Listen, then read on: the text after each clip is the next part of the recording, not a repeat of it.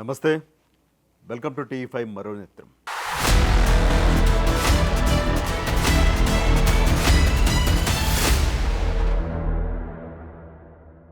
Celebrity హోదా అనేది లక్షల్లో కోట్లలో ఎవరో ఒకరికి మాత్రమే వచ్చేది. 10 మందిలో వెళుతూ ఉంటే సెల్ఫీ అడిగి ఫోటోలు దిగే అదృష్టం కూడా ఎవరో లక్షల్లో కోట్ల మందికో కొంతమందికే దక్కే అవకాశం. ఒక నిరుపేద స్థాయి నుంచి లక్షలు కోట్లు సంపాదించే స్థాయికి, లక్షలాది మందిని అభిమానించే వాళ్ళని సంపాదించుకునే స్థాయికి రావటం అనేది చాలా తక్కువ మందికి దొరుకుతుంది. అంటే కఠోర శ్రమ కావచ్చు, క్రమశిక్షణ కావచ్చు, ప్రతిభ కావచ్చు, అలాగే దేవుడు ఆయన ఆశీర్వాదం కావచ్చు, అదృష్టం కావచ్చు, ఎన్నో కలగలిపితేనే ఒక హోదా వస్తుంది. సెలబ్రిటీ అనే హోదా, దాన్ని నిలబెట్టుకోవడం, కష్టపడి సంపాదించుకోవడం ఎంత కష్టమో నిలబెట్టుకోవడం కూడా అంతే కష్టం. ఒక హోదాని, ఒక గుర్తింపుని, అది సినిమా రంగంలో అయినా సరే, మీడియా రంగంలో అయినా సరే, రాజకీయ రంగంలో అయినా సరే, వ్యాపార రంగంలో అయినా సరే, దేంట్లో అయినా సరే కష్టపడి పైకి వచ్చాక, ఒక హోదా సంపాదించాక దాన్ని నిలబెట్టుకోవడానికి అంతే కష్టపడాల్సి ఉంటుంది. అలా మనకి హోదా వచ్చేసింది కదా, మనకు గుర్తింపు వచ్చేసింది కదా అని కళ్ళు నెత్తికెక్కితే మాత్రం ఎవరైతే ప్రజలు మనం తీసుకెళ్ళి శిఖరాగ్రాన కూర్చోబెట్టారో అక్కడి నుంచి ఇలా తోసేస్తారు, అక్కడి నుంచి ఇలా పడేస్తారు. చరిత్రలో చాలామందిని కూడా మనం అలాంటి వాళ్ళని చూసాం.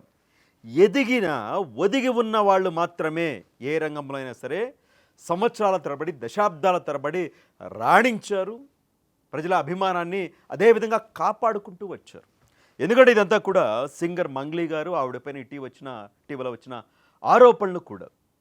మంగ్లీ ఒక చిన్న స్థాయి నుంచి ఆంధ్రప్రదేశ్లో అనంతపురంలో ఒక బంజారా కుటుంబంలో ఆవిడ జన్మించారు. ఒక చిన్న స్థాయి నుంచి వచ్చిన ఆవిడ మీడియా రంగంలోకి రావడం, ఆ తరువాత పాటలు పాడడం, తెలంగాణ ప్రజానీకం ఆవిడ బతుకమ్మ పాటలు, తెలంగాణ పాటలు పాడితే తెలంగాణ వాళ్ళు ఆవిడని అక్కున చేర్చుకోవడం, తమ బిడ్డగానే భావించడం, ఇదంతా జరిగింది. ఆ పాటల ద్వారా మంగ్లీ బాగా ఫేమస్ అయ్యారు. ఒక పక్క దేవుని పాటలు, మరోపక్క సినిమా పాటలు, మరోపక్క ఇషా ఫౌండేషన్ లాంటి ఫౌండేషన్ కార్యక్రమాల్లో కూడా పాల్గొని దేశవ్యాప్తంగా కూడా గుర్తింపు సాధించారు. చాలా భాషల్లో కూడా ఆవిడ పాటలు పాడారు. చాలామంది సంతోషించారు. మంగ్లీ కష్టపడి పైకి వచ్చింది, సో ఆవిడకి మంచి స్థాయికి వచ్చింది అని. మంగ్లీ పాటను అభిమానించే వాళ్ళు, ఆవిడని అభిమానించే వాళ్ళు కూడా చాలామంది ఉన్నారు. బట్ ఆవిడకు వచ్చిన నేము, ఫేము, ఆవిడ సంపాదించిన డబ్బు, ఇదంతా దాని ద్వారా వచ్చిన మరి అహంకారమా, పొగరా తెలియదు. కానీ మంగ్లీ మీడియా ముందు కనిపించే ఫేస్ వేరు, మీడియా వెనక, తెర వెనుక ఆవిడ ఫేస్ వేరు. మంగ్లీ మీడియా ముందో, కెమెరా ముందో పాడే పాట, ఆడే ఆట వేరు. ఆవిడ పాడే పాట దేవుని పాటలు, అది వేరు. బట్ వెనక ఆవిడ నోటి నుంచి వచ్చే సుభాషితాలు, బూతులు మామూలు విషయాలు కాదు.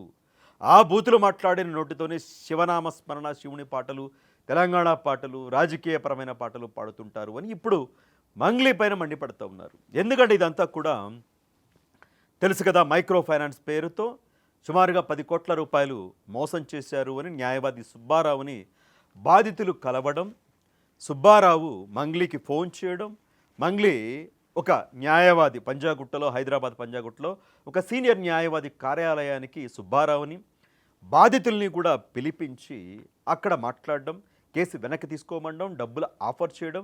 సుబ్బారావు ఒప్పుకోకపోవడంతో సుబ్బారావు పైన మాటలతో దాడి చేయడం, చంపేస్తామని బెదిరించడం, ఇదంతా కూడా సుబ్బారావు పంజాగుట్ట పోలీస్ స్టేషన్లో కంప్లైంట్ ఇచ్చిన దాంట్లో బయటపడింది. లేదు సుబ్బారావే నన్ను 10 లక్షలు డిమాండ్ చేశాడు, అనవసరంగా నాకు సంబంధం లేని వివాదంలోకి నన్ను, నా తమ్ముడు శివాని లాగుతూ ఉన్నాడు, ఆ మధునాయక్ ఎవరో నాకు అసలు తెలియనంటే తెలియదు, ఒక కంప్లైంట్ ఆధారంగా మీడియా నా పేరు బదనాం చేస్తూ ఉంది, నా ఫోటోని వాడుతూ ఉన్నారు, మంగ్లీకి పాట తప్ప ఈ మోసాలు, ఈ అక్రమాలు ఇలాంటివి తెలియదు, సోషల్ మీడియాలో పోస్టులు చూస్తూ ఉంటే నాకు బాధేస్తూ ఉంది అని ఆవిడ కూడా మీడియా ముందు కన్నీటి పర్యంతమయ్యారు. ఒక పక్క సుబ్బారావు వాదనలు, ఫిర్యాదులు, మరోపక్క మంగ్లీ సుబ్బారావు పైన ఫిర్యాదులు, ఆవిడ వాదనలు అందరూ కూడా చూశారు. బట్ ఒక 10 రోజులు గడిచాక చాలామందికి ఒక క్లారిటీ వచ్చేసింది. స్టిల్ ఇప్పటికీ సుబ్బారావు మీడియా ముందు మాట్లాడుతూ ఉన్నాడు, పోరాటం చేస్తూ ఉన్నాడు బాధితుల తరపున. వాళ్ళు కంప్లైంట్లు చేశారు, మంగ్లీ ఒక 4-5 రోజుల నుంచి కనిపించడం లేదు. అంటే వివాదం ఎందుకు అనుకున్నారో మరొక విషయమో తెలియదు గానీ, నేను మీడియా ముందు కనపడిన ప్రతిసారి ఏదో ఒకటి మాట్లాడుతూ ఉన్నాను. అది వేరే విధంగా వెళ్తా ఉంది అనుకున్నారో గానీ, ఆవిడ సైలెంట్ అయితే అయ్యారు. బట్ ఈ 10 రోజుల నుంచి జరుగుతున్న ఎపిసోడ్ చూశాక చాలా అనుమానాలు చాలామంది వ్యక్తం చేసిన పరిస్థితి కనిపించింది. మంగ్లీకి మొదట్లో అరే మన మంగ్లీ పైన ఇలాంటి ఆరోపణలేంటి అని మంగ్లీకి మద్దతుగా నిలిచిన వాళ్ళకు కూడా ఒక్కొక్కరు ఆవిడ వెంట నిలిచినవాడు ఆవిడ నిలిచిన వ్యక్తులు సోషల్ మీడియాలో ఆవిడకి మద్దతు తెలిపిన వాళ్ళు ఒక్కొక్కరు డ్రాప్ అవుతున్నట్లు చాలా స్పష్టంగా కనిపిస్తూ ఉంది. బాధ్యుల తరపున పోరాడుతున్న న్యాయవాది సుబ్బారావుకి మద్దతు కొంత పెరుగుతున్నట్లే కనిపిస్తూ ఉంది. ఎప్పుడైనా మారచ్చు, చెప్పలే. మరి ఒకవేళ సుబ్బారావు తప్పులు ఏమైనా చేరిస్తే రివర్స్ కావచ్చు, మంగ్లీకి మద్దతు పెరగచ్చు, లేదా సుబ్బారావుకి తగ్గిపోవచ్చు. బట్ ప్రస్తుతం ఉన్న వ్యవహారం ప్రకారం మంగ్లీకి మొదట్లో వచ్చిన మద్దతు తగ్గుతూ ఉంది. ఈ వివాదం వచ్చాక సుబ్బారావుని పిలిపించి పంచాయతీ ఎవరైతే చేశారో వాళ్ళు కూడా ఒక్కొక్కరుగా డ్రాప్ అయిపోతూ ఉన్నారు. వాళ్ళు ఎవరు కూడా సుబ్బారావు గురించి ఒక్క మాట మాట్లాడలేదు. ఇప్పుడు వేణుముడుములా ఎవరు ఉన్నారు, విరాటపురం సినిమా డైరెక్టర్, ఆయన కూడా ఆ పంచాయతీలో ఉన్నారు. పంజాగుట్ట న్యాయవాది కార్యాలయం జరిగిన పంచాయతీలో. బట్ ఆయన కూడా డ్రాప్ అయిపోయారు, ఆయనేం మాట్లాడట్లేదు. ఎవరైతే న్యాయవాది ఉన్నారో సీనియర్ న్యాయవాది, ఆయన కార్యాలయంలో జరిగింది, గొడవ జరుగుతూ ఉంటే ఆయనే ఆపింది, ఆయన కూడా డ్రాప్ అయిపోయారు. ఒక మ్యూజిక్ డైరెక్టర్ బబ్బూరి ఉన్నారు ఎవరు, ఆయన కూడా డ్రాప్ అయిపోయారు. అందరూ డ్రాప్ అయిపోతూ ఉన్నారు. మంగ్లీ ఒక విధంగా ఏకాకైపోయింది. ఎందుకు డ్రాప్ అయిపోతున్నారు? మీ వైపు నిజం ఉంటే, మీ వైపు న్యాయం ఉంటే, మీరు ఎలాంటి తప్పు చేయకపోతే, ఎలాంటి అవినీతికి పాల్పడకపోతే మీ వైపు మద్దతుగా ఉన్నవాళ్ళు ఎందుకు డ్రాప్ అయిపోతూ ఉన్నారు? మీకు మద్దతు పెరగాలి కదా, పెరగటల్లా. ఈ అంశాన్ని చాలామంది గమనించాల్సి ఉంటుంది. అంతేకాకుండా పోలీస్ అధికారిని కలిశారు, కంప్లైంట్లు కూడా చేశారు, ఆ ఫోటోలు కూడా మీడియాలో పెట్టేశారు. ఆ పోలీస్ అధికారులు కూడా మనకి కొన్ని కార్యక్రమాల్లో ఆవిడ పాల్గొన్నారు కదా అని మేము కంప్లైంట్ ఇవ్వడానికి వస్తే పిలిస్తే మమ్మల్ని కూడా ఒక విధంగా వాడేస్తూ ఉన్నారు అన్న విధంగా పోలీస్ అధికారులకు కూడా సీరియస్గా ఉన్నట్టుగా సమాచారం. మంగ్లీ వ్యవహారం పైన ఆవిడకి మధుకి జరిగిన బ్యాంక్ ట్రాన్సాక్షన్స్ కావచ్చు, వాళ్ళ సంబంధాలు కావచ్చు, దీనిపైన లోతుగా విచారణ చేస్తూ ఉన్నారు. ఒక్క ఆధారం దొరికితే చాలు కేసు దాదాపుగా అయిపోయినట్టే. సో దానికోసం కూడా పోలీసులు అంశాన్ని సీరియస్గా తీసుకున్నట్టు తెలుస్తూ ఉంది. పైగా మంగ్లీ పంజాగుట్ట పోలీస్ స్టేషన్కి వెళ్ళి కంప్లైంట్ వచ్చాక ఆ రెండో రోజు బాధితుతో కలిసి అడ్వకేట్ సుబ్బారావు వెళితే పంజాగుట్ట పోలీస్ స్టేషన్ సీఏ ఏం చేశారు, బ్రీత్ అనలైజర్ టెస్ట్ చేశారు. మద్యం దాకా పోలీస్ స్టేషన్లోకి వచ్చావా నువ్వు అని. బట్ దాంట్లో ఏం తెలియంది, 25-27 పాయింట్లు వచ్చింది. 35 పాయింట్లు ఏదో దాటితేనే మద్యం తాగినట్లు కేసు ఏదో నమోదు చేస్తారు. దానిపైన కూడా పెద్ద ఎత్తున విమర్శలు వచ్చాయి. ఎందుకు మంగ్లీ రాగానే కంప్లైంట్ ఇవ్వగానే పోలీసుల వెర్షన్ ఎందుకు మారిపోయిందని పోలీసుల పైన కూడా సోషల్ మీడియాలో పెద్ద ఎత్తున విమర్శలు వచ్చాయి. చాలా విమర్శలకు దారితీసింది. తెర వెనుక ఎవరెవరిని మేనేజ్ చేస్తూ ఉన్నారు, ఆవిడ తప్పు లేనప్పుడు ఎందుకు పోలీసులు ఈ విధంగా బిహేవ్ చేస్తూ ఉన్నారు అని. దీనిపైన సుబ్బారావు ఏం చేశాడు, హైకోర్టును ఆశ్రయించాడు, హైకోర్టులో పిటిషన్ దాఖలు చేశారు. ఒక న్యాయవాది బాధితుల తరపున పోలీస్ స్టేషన్కి వెళితే ఈ విధంగా బ్రీత్ అనలైజర్ టెస్టులు చేయడం ఏంటి, ఏదైనా దానికి జీవో ఉందా, ఏమైనా చట్టం ఉందా బిఎన్ఎస్లో అని ఆయన హైకోర్టును ఆశ్రయిస్తే హైకోర్టు సీరియస్ అయింది. వ్యక్తిగతంగా సీఐ హాజరు కావాలంది. ఏ సెక్షన్ ప్రకారం బాధితుల తరపున వచ్చిన న్యాయవాదికి మీరు పోలీస్ స్టేషన్లో బ్రీత్ అనలైజర్ టెస్టులు చేశారో చెప్పండి అని చెప్పేసి కూడా కోర్టు సీరియస్ అయింది. ఈ వ్యవహారంలో ఆ సీఐ కొంచెం చిక్కులు ఎదుర్కోబోతూ ఉన్నారు.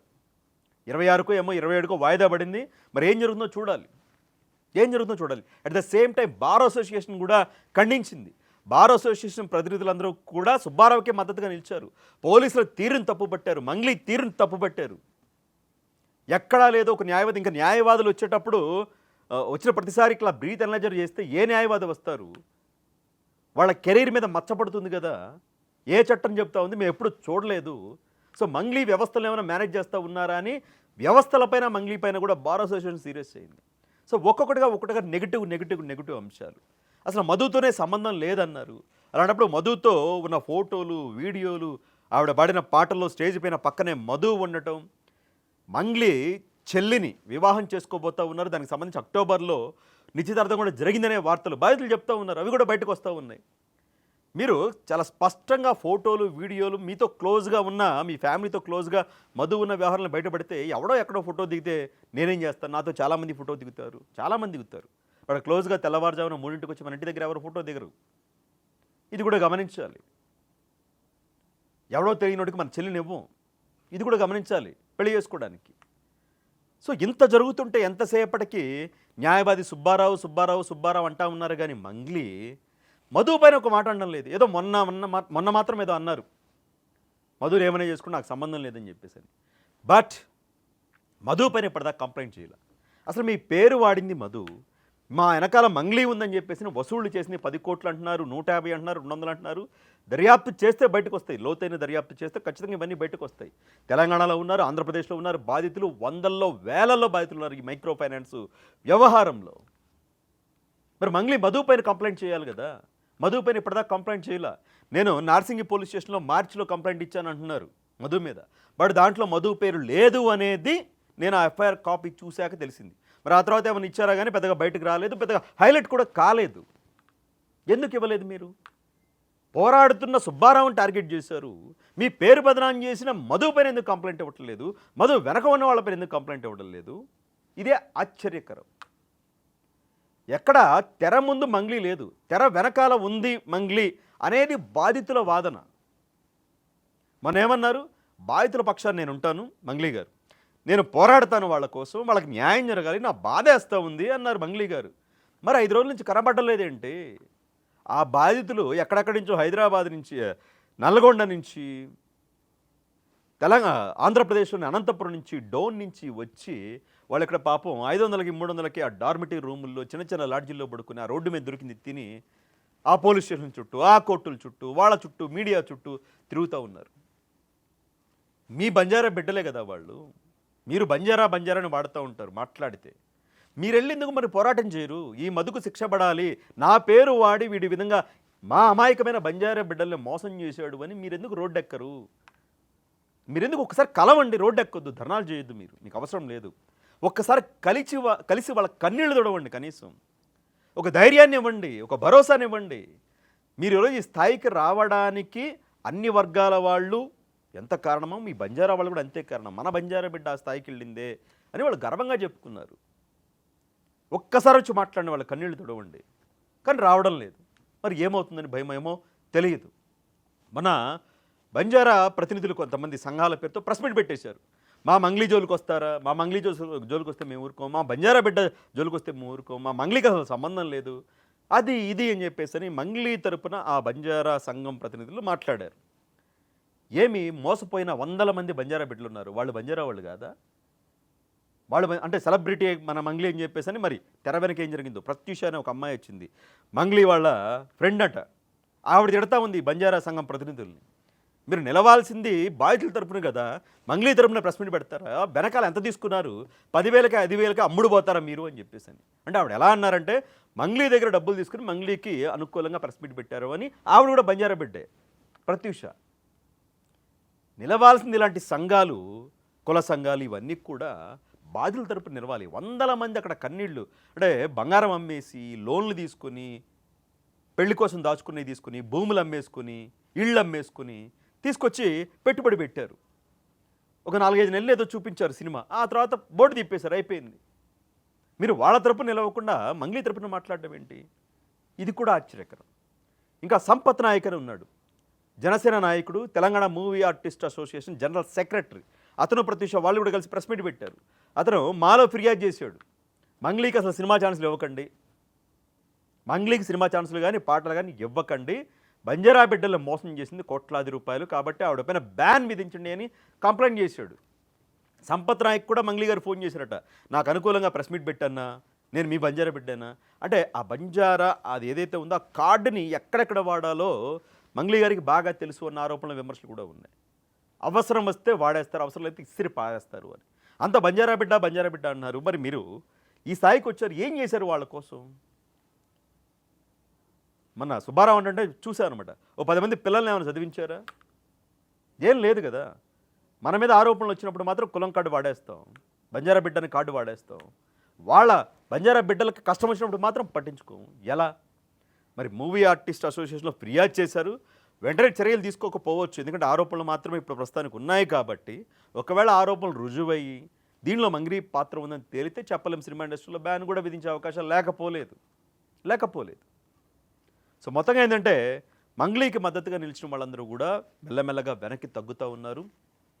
ఆవిడ పాత్ర డైరెక్ట్గా లేకపోయినప్పటికీ తెర వెనక ఉందని బలంగా నమ్ముతూ ఉన్నారు. ఇది బయటపెట్టాల్సింది పోలీసులు, అప్పటిదాకైతే వెయిట్ చేయాలి. ఇంకో అంశం ఏంటంటే దయచేసి ఇలాంటి మోసాలు ఎక్కువ అవుతూ ఉన్నాయి.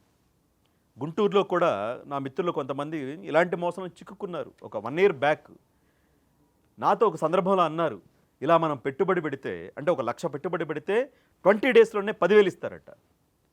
ఏం చేస్తారు? ఎలా ఇస్తారు అన్న. ఏదో మెడికల్ ఇంపోర్ట్ అండ్ ఎక్స్‌పోర్ట్ అన్నాడు. ఏంటా మెడికల్ ఇంపోర్ట్ అండ్ ఎక్స్‌పోర్ట్ అంటే వాళ్ళ దగ్గర సమాధానం లేదు. వాళ్ళకి అదేం తెలియట్లేదు. వాళ్ళ పైన ఎవడో ఉన్నాడు. ఒక మిత్రుడే, వాడు కూడా తెలిసిన వాడే. వాడు వీళ్ళందరినీ కూడా మోసం చేసి మీరు 1,00,000 పెట్టండి, 2,00,000 పెట్టండి, 10,00,000 పెడితే ఎంతొస్తాయి? మొత్తం నేను చూసుకుంటానని నమ్మించారు. అంటే ఒక్కసారిగా 20 రోజులు, 25 రోజులకి ఇంత డబ్బు పెట్టుబడికి ఒక 1,00,000 పెడితే 10,000 వచ్చేస్తా ఉంటే 20 రోజులకి ఆశపడ్డారు. ఆశపడ్డారు కానీ దాని వెనకాల ఏముంది ప్రమాదం అనేది ఎవడో గుర్తించలేదు. నాకు చెప్పినప్పుడు చెప్పా, ఎవ్వడూ పెట్టకండి, అసలు వాడెవడు ఏంటి? ఎవ్వరు పెట్టొద్దు. ఎందుకంటే మీరు పెట్టారంటే ఖచ్చితంగా ఒక 6 నెలల పాటు బాగుంటుందేమో, ఒక ఏడాది పాటు బాగుంటుందేమో, ఇది ఖచ్చితంగా మోసమే, ఏదో బయటపడుతుందని నేను చెప్పా. డబ్బులు ఎవరికి ఊరికే రావు, ఈజీగా డబ్బులు వస్తున్నాయంటే అది ఖచ్చితంగా దాని వెనక మోసం ఉంటుంది అని చెప్పా. చిలక్క చెప్పినట్టు చెప్పా. కొంతమంది మా వాళ్ళు డ్రాప్ అయిపోయారు. సరే, తర్వాత సీన్ కట్ చేస్తే నేను చెప్పిన కొద్ది రోజులకి ఆ వ్యవహారం అంతా బయటపడిపోయింది. వాడిని అరెస్ట్ చేశారు, లోపలేశారు, బాధితులు లబోదిబో అంటూ ఉన్నారు. వాడిని నమ్మి కొంతమంది 20 మంది దగ్గర, 30 మంది దగ్గర తీసుకెళ్ళి వాడి దగ్గర పెట్టుబడి పెట్టించారు. వాళ్ళందరూ ఏం చేస్తారు? వాడెవడో పైన మాకెందుకు, నువ్వు మా దగ్గరకు వసూలు చేసావు కదా అని వీళ్ళ మీద కేసులు పెట్టారు. రచ్చ రచ్చ, లక్షలు దాదాపుగా ఒక 30 కోట్లు 40 కోట్లు ఎత్తేసారు. సేమ్ అలాంటిది ఈ వ్యవహారం కూడా. ఈ మధు నాయక్, ఈ మంగ్లీ గారి పేరు రావటం, మంగ్లీ గారి తమ్ముడి పేరు రావడం, ఇదంతా కూడా వీళ్ళు ఏం చేశారు? డబ్బులు వసూలు చేశారు, కోట్లు వసూలు చేశారు. మీకు నెల రోజులకి ఇంత వచ్చేస్తుంది, 5 లక్షలు పెడతావా, నువ్వు నెలకి 40,000 ఇస్తావు, 50,000 ఇస్తావు అనగానే వీళ్ళు పెట్టేశారు. ఫస్ట్ ఇచ్చారు, యాస్ చూపించారు. అంటే ఫస్ట్ 1,00,000 పెట్టినోడు ఏం చేస్తాడు? 2 నెలలు మనకు బాగానే డబ్బులు వచ్చినాయి కదా, సరే ఇంకొక 4 లక్షలు తీసుకొచ్చి పెడదాం ఎక్కడన్నా అని చెప్పేసి వీడు అప్పో తీసుకొస్తాడు, లేదంటే ఏదైనా అమ్మేస్తాడు, తీసుకొచ్చాడు, పెడతాడు. వాళ్ళకి కావాల్సింది అదే. అంటే చేపకి ఎర్ర వేసినట్లు, ఎర్ర వేస్తేనే కదా చేప గాలానికి చిక్కేది. ఎర్ర వేసినట్టు మీరు పెట్టిన పెట్టుబడికి మీకు డబ్బులు చూపిస్తారు అంతే. ఒక 6 నెలల్లో, 7 నెలల్లో, 8 నెలల్లో చూపిస్తారు. ఆ తర్వాత మొత్తం ఖాళీ చేసి పడేస్తారు. ఇంకో విషయం ఏంటంటే వీళ్ళు ఏం వ్యాపారాలు చేయరు.